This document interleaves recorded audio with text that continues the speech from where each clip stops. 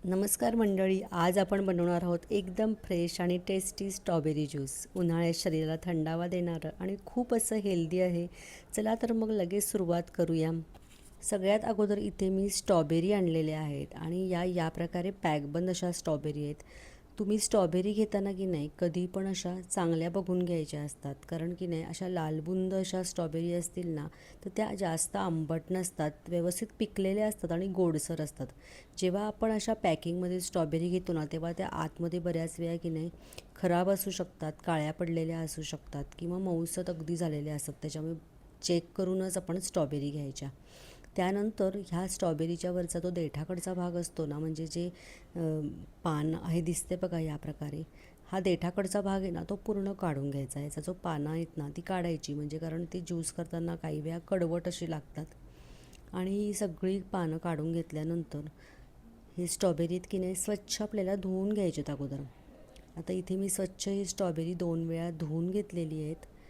काय होतं, बऱ्याच वेळा याच्यावरती खूप धूळ वगैरे असते आणि याच्यावरती जे काटे असतात बघा ते पण जरासे चोळून धुवायचे. त्यानंतर की नाही ही स्ट्रॉबेरी की नाही आपल्याला चिरून घ्यायची. आता मी 1 ग्लास इथे स्ट्रॉबेरीचं की नाही ज्यूस करणार आहे, त्यासाठी म्हणून मी 4 इथे स्ट्रॉबेरी घेतलेल्या आहेत.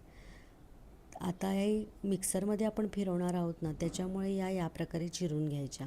त्यामुळे काय होतं की त्या अगदी व्यवस्थित त्याची बारीक पेस्ट तयार होते आणि ज्यूस आपला आहे की नाही तो व्यवस्थित अगदी तयार होतो.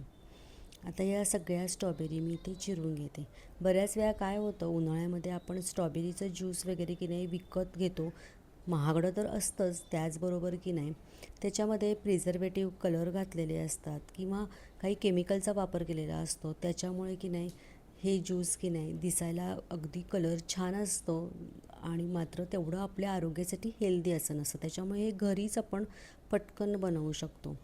आता हे स्ट्रॉबेरी चिरून घेतल्या, मिक्सरच्या जारमध्ये घातल्या, त्याच्यामध्ये 2 चमचे साखर घातली आणि 1 कप दूध घातलं. अगदी साधी सोपी पटकन होणारी ही रेसिपी आहे.